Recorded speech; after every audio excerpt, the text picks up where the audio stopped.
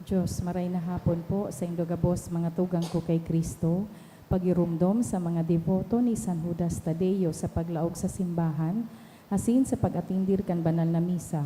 Paki-off o ilagtabi sa silent mode ang sa indong mga cellphone. Likayan ang paggamit ng cellphone, pag-picture o pag-text kung bako man importante o rogna sa laog kan Santa Misa. Mantinirun tatabi ang solemnidad asin kabanalan kan simbahan, asin urog na selebrasyon ng Santa Misa. Diyos mabalos po. Maluhod po kita sa pagpamibi kang Oratio Imperata. Pamibi laban sa bagyo asin iba pang mga kalamidad. Sa ngaran kang Ama, asin kan Aki, asin kan Espiritu Santo. Amen. Amang makakamhan, iniitaas mi ang samong mga puso sa pagpapasalamat, huli kan mga ngangalasan kan sa imong linalang, huli kan sa imong pangataman sa pagtao mo kan samong mga pangangaipo digdi sa daga, asin huli kan sa imong kadunongan na nagaantabay kan lakaw kan bilog na kinaban. Inaako mi na nagkasala kami sa imo asin sa kapalibutan. Dai kami naging marhay na paraataman kan sa imong linalang. Daimi nasabotan asin na utob ang sa imong kabutan at amanon ang kinaban. Ang kapalibutan nagsasakit, hulikan sa mong mga salanggibo, asin ngunya namamatian mina, ang padusang balikan sa mong pag-abuso asin kapabayaan. Padagos ang labilabing pag-init kan kinaban, huli kaini naglalawig ang tig-initan, nagdadakol asin nagkukusog ang mga bagyo, uran, baha, pagtuga kan bulkan asin iba pang mga natural na kalamidad. Day kaming mabibirikan kundi ika mamumuto na Ama. Sa imo kami minahagad nin kapatawaran kan samong mga kasalan. Hilikay mo kami ang samong mga namumutan asin mga pagrugaring sa peligro nin mga kalamidad, natural man o kagibuhan nin tawo. Antabayan mo kaming magtalubo na maging mga responsableng parataman kan sa imong linalang, asin mga matinabang na parasurog kang kapwang nangangaipo, huli kay Kristo sa mong kagurangnan. Amen. Nuestra Señora de Salvación. Ipamibi mo kami. Nuestra Señora de Salvación. Ipamibi mo kami. Nuestra Señora de Salvación. Ipamibi mo kami. San Judas Tadeo. Ipamibi mo kami. Sa ngaran kang Ama, asin kan Aki, asin kan Espiritu Santo. Amen. Tukaw po ang gabos. Idulot po niya to sa Santa Misa ang mga minasunod na mga intensyones, pasasalamat kan Untog family for all the blessings received kan Lucido Perez family, ni Heidi Bansale, ni Candila Cruz family, ni Malo asin kan sa iyang mga aki, siringman kang Iscoro family. Special intention, birthday ni Ferrer kan Abordo family, Garcia family, for healing of Athena Claire Morales and Chris Joper Manzon, for passing the comprehensive for MA Literature ni Mary Iris Ramirez, for good result of all the exams of Harvey, Hazel and Steph, kang Untog family, Siringman, for complete healing and fast recovery of Terso Balieta, kang Forcy Marias. Siringman special intention ni Christine S. Buen, para sa kapahingaloan kan mga minasunod na kalag, para kina Aldarico, Jose Senior, asin Al John Riel, kang Nares and Calzado family, para kay Luis, kang Olaguera family, para kina Conrado, Ana, asin Jennifer, kang Aribe family, para kay Magdalena, Paul Erwin, asin Pablo, ni Edgar and Mylene Limpin and family, para sa ika-26 na death anniversary ni Cristina, kahagadan ni Lani R. Morada, para sa kalag ni na Lourdes Liberato, asin Michael, dulot ni Joan Leona, para kay Apolinario, dulot ni Jonalyn Isbuen, para kina Jesus Seriaca, Ronald, asin Ronald Joseph Cancano family. Siringman sa kalag ni Remos, Carolina, asin Jose, dulot ni Trinidad.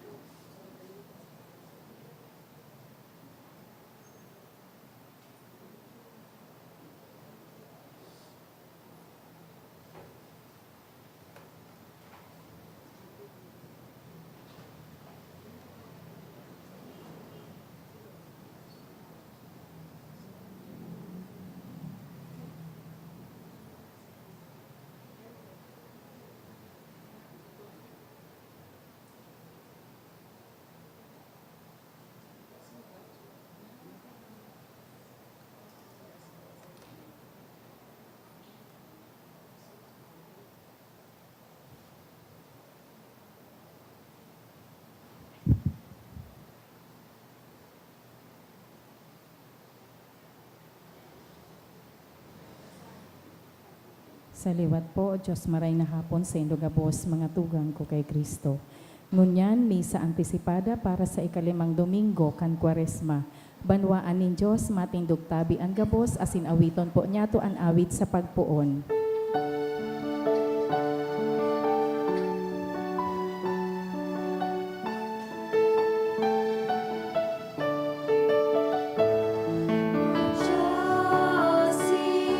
Tumulog sa Diyos ipagkamo, Sa iya magsaramba, sa Diyos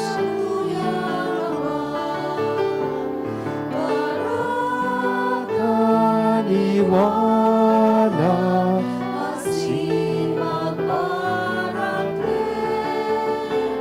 sa Diyos nabuhay, sa Diyos Tuyang Ama,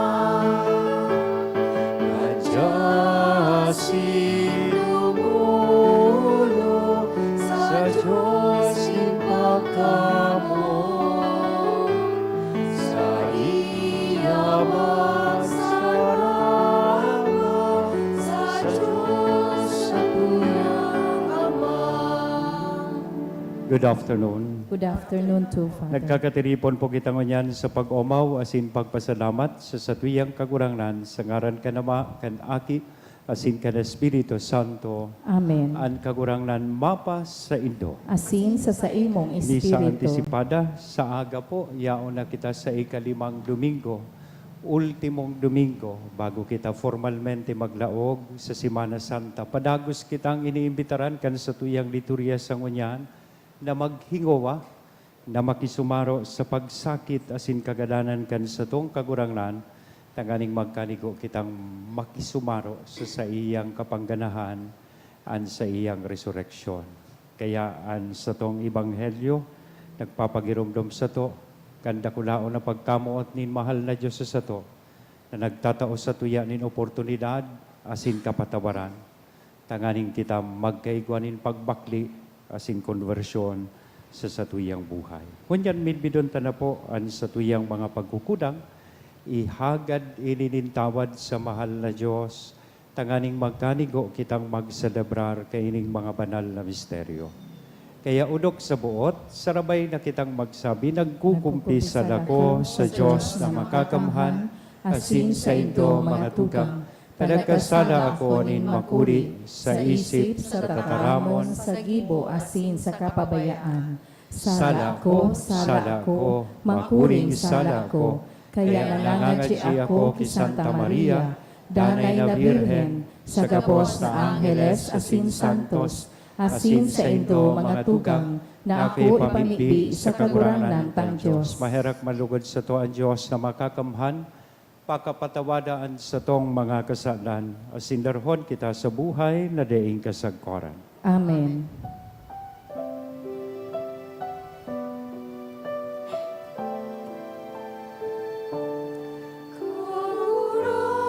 Kagurangan, maherang ka. Kagurangan, maherang ka. Kristo, maherang ka. Kristo, maherang ka. Kagurangan, Maherang ka. Kagurangan, maherang ka. Mamipi kita. Kagurangan sa muyang Diyos, namimipi kami. Na sa tabang mo, kaming masigkat na naglalakaw, makaabot man sa pagkamuot. Nahuli ka iyan, ang aki mong namumuot sa kinaban, nagdusay kan sa diri sa kagadanan. Huli kay Jesucristong kagurangnan niya mo sa imong aki, na kaiba mong nabubuhay ang sinagahade kasaro kan Espiritu Santo Diyos sa gabos, nakapanahonan kan mga panahon. Amen. Liturhiya kan tataramon. Sa mahihinanyog niyato na pagbasa, isinasaysay ning kagurangnan an sa iyang mga ngangalasan, kung sain ipinapaaram niya sa iyang banwaan na siya ang nagliligtas na Diyos. Hinanyogon po niyato an enot na babasahon. Pagbasa hali sa libro ni Propeta Isaías. Kaitong panahon, ang kagurangnan nagibonin sarong dalan sa dagat, sarong agihan sa dakulang katubigan. Pinanginutan niya ang sarong mapangyaring hukbo, pasiring sa kapahamakan. Sarong hukbo nin mga karwahe sa mga kabayo. Nagkaturumba sinda asindain na nakabangon, pinalasok sinda siring sa laad nin sarong ilawan. Alagan nagsabi ang kagurangnan, harena nindo pagrumdumaan mga pangyayari kan mga aldaw na nakaagi, ni hurup-hurupon ang mga bagay na nangyari haloy ng panahon. Magmasid ka mo para sa bagong bagay na gigibuhon ko. Nangyayari na ini, nahihiling na nindo iningunyan. Magibo ako nin sarong dalan sa kalangtadan, asin tatawan ko kamo nin mga burabod nin tubig duman. Maski ang mga lalaw na hayop, magalang sako, ang mga lalaw na ayam, saka mga ostrich, maumaw sako. Kung ang mga salog, pabuluson ko na sa disyerto, tanganing tawan ng tubig ang pinili kong banwaan. Sinda ang banwaan na ginibo ko para sako, asin mag-aawit sinda sako nin mga pag-umaw.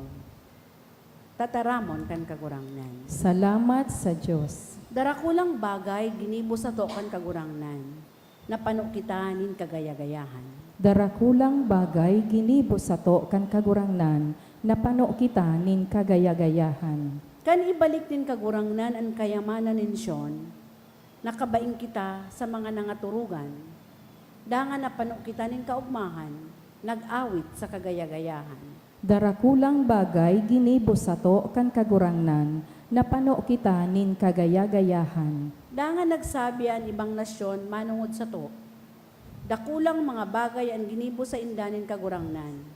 Dakulang mga bagay ang ginibo niya para sa to, kaya kita maugma. Darakulang bagay ginibo sa to kan kagurangnan, napano kita nin kagayagayahan. Tawi kami giraray ng kauswagan kagurangnan, siring nan uran nagtataon ng tubig sa mamarang mga salong. Ang mga minasabwag na nagluluha, mag-ani lugod na maugma. Darakulang bagay ginibo sa to kan kagurangnan, napano kita nin kagayagayahan. Ang mga naghihibi mantang minaluwas, daraan mga banhi na isasabwag, mabalik na nag-aawit sa kaugmahan, daraan sa indang inani. Darakulang bagay ginibo sa to kan kagurangnan, napano kita nin kagayagayahan. Sa babasahon pinaglaladawan ni San Pablo na si Kristo ang tunay na kapangganahan, asin ini mangyayari sana kung kaya niya to na ibaba ang satong sadiri, tanganing sa hudyan ang satong premyo daing iba kundi ang kagurangnan.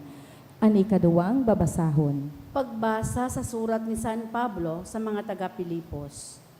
Sa katotoohan, ang gabos na bagay, ibinibilang kong mayo nin halaga. Huli kan bagay na pinakamahalaga, ang pakamid bid kay Kristo Jesus na sa kong kagurangnan. Huli sa iya, itinapo ko ang gabos ng garubasura, tanganing makamtan ko si Kristo, asin makisumaro sa iya. Mayo na ako nin sa diring katanosan, ang katanosan na nakukuha sa pagkuyog kan katugunan. Igwa na ako ngunya nin katanosan na itinatao huli sa pagtubod kay Kristo. Katanosan na hali sa Diyos asin nagpapatugmad sa pagtubod. Day akong ibang minamaot kundi ang mamidbidan si Kristo asin makamtan ang kapangyarihan kan sa iyang pagkabuhay liwat. Makaherasa sa iyang mga kasakitan, dangan makaarog sa iya sa pagkagadan niya. Sa paglaom na ako man bubuhayon liwat. Day ko sinasabi na nakamtan ko na ini, o na ako mayo nin kakulangan, kundi padagos akong nagdadalagan, tanganing masadirihan ko ang premyo, siring na ako nasadirihan ni Kristo Jesus. Mga tugang, ang totoo, day ko iniisip na nanggana na ako. Sarong bagay sana ang ginigibok ko. Linilingawan ko ang nakaagi, asin hinihingo akong makamtan ang maabot. Kaya nagdadalagan ako, pasiring sa katapusan, tanganing makamtan ko ang premyo, kan pag-apod sa ko ng Diyos, pasiring sa buhay na mayong katapusan, duman sa langit, sa paagi ni Kristo Jesus. Ang tataramon kan kagurangnan. Salamat sa Diyos. Ipagrokyaw po niya to ang banal na ebanghelyo.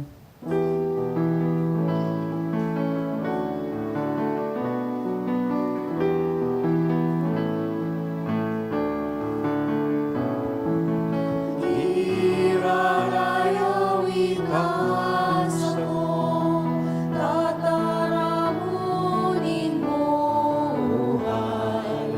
Irarayin ang yugon ko, tataramunin mo buhay. Asinin ka kayunan, patubod magkayunon, mamisun, tataramunin buhay. Magkayunon, mamisun, tataramunin buhay. Ang kagurangnan mapas sa Indo, Asin sa saimong pagrokyaw espiritu. kan banal na ebanghelyo na sinurat ni San Juan. Kamurawayan sa imo kagurangnan. Nagpuli ang lambang saro, alagad si Jesus nagduman sa bukid nin mga uliba. Pagkaagang amay, nagbalik si Jesus sa templo, pinagtiripunan siya kan mga tao, nagtukaw siya sa katinukdoan sinda.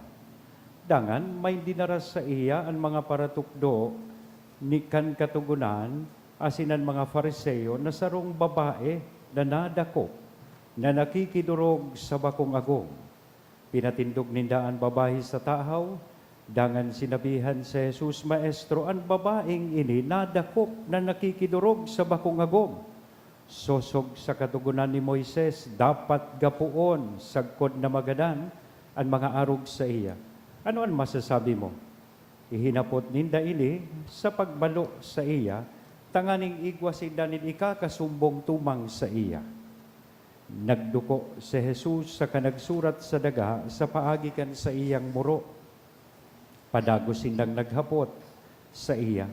Kaya nagtano si Jesus na nga nagsabi, ang sisay man sa Indo na mayong kasalan, iyon enot na gumapo sa iya. Nagduko giraray siya, dangan padagos na nagsurat sa daga. Pakadangog sa sinabi ni Jesus, sarong naghali ang mga tao, puon sa pinakagurang, mayong nawalat, kundi si Jesus asinan babae na nasa atubangan niya.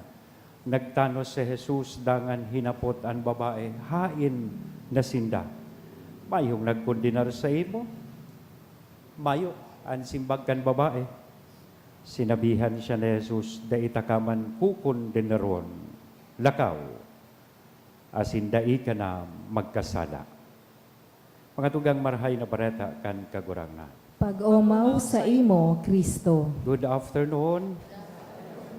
Pakigreet daw sa tuyang kataid na good afternoon. Nasa ikalimang Domingo na po kita sa aga kan panahonin Kwaresma, ultimong Domingo na ini. Next week, April 13, iyon na ang Palm Sunday o Domingo nin Pasyon. Pupunan niya to formalmente ang inaapod po niya tong Simana Santa. So ang tema ngunyan sa ultimong Domingo ang manunungod sa kapatawaran asin konbersyon.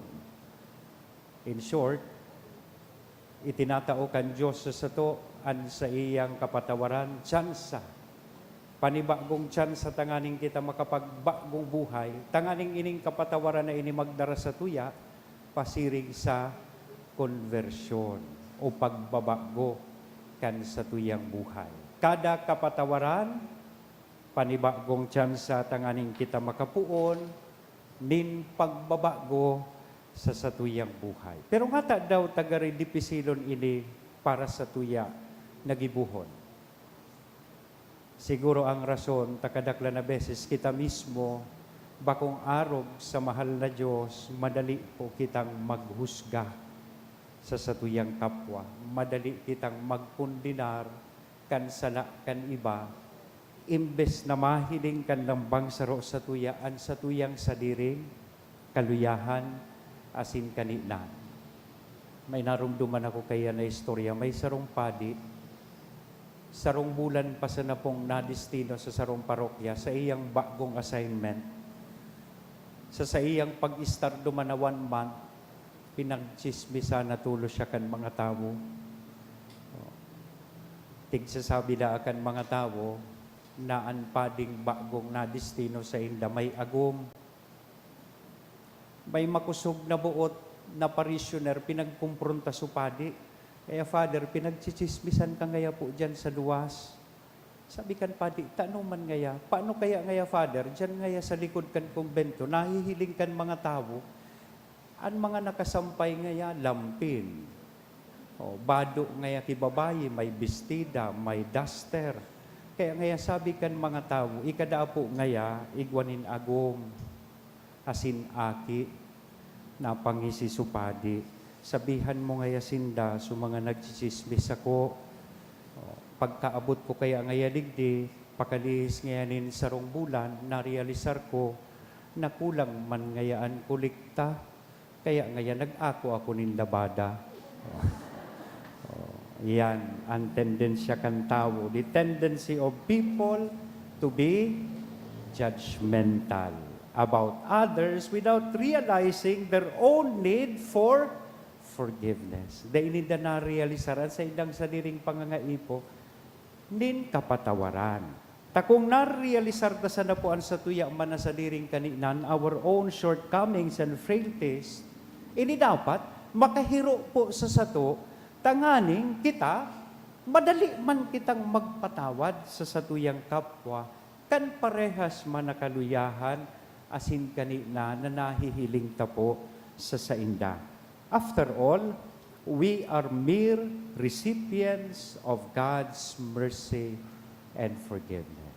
Dapat na po yan ma-realisar. Nagabus kita, mga beneficiaryo man sana, kan pagkaherak, asin pagkamuot nin mahal na Diyos kan sa iyang kapatawaran. Iyan mismo ang itinatao po sa tuyang paghurup-hurup kaining sa tuyang ebanghelyo. Ang istorya kan ebanghelyo, sarong babae, nadakop na nakikidurog sa bako niyang agom. Dinarakan mga sabihon ta nagtutukdo kan katugunan, asin kan mga Pariseo kay Jesus.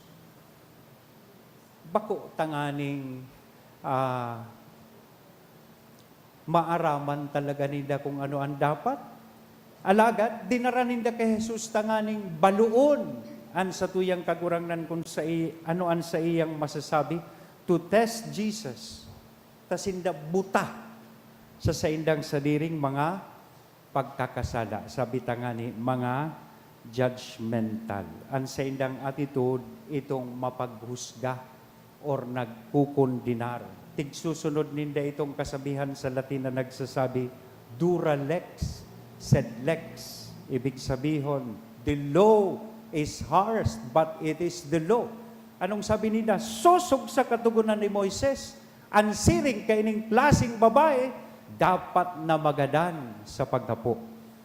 Pag ika kay ito nadako, na nikidurog sa bako mong agom, dagapuon ka hanggang magadan ka.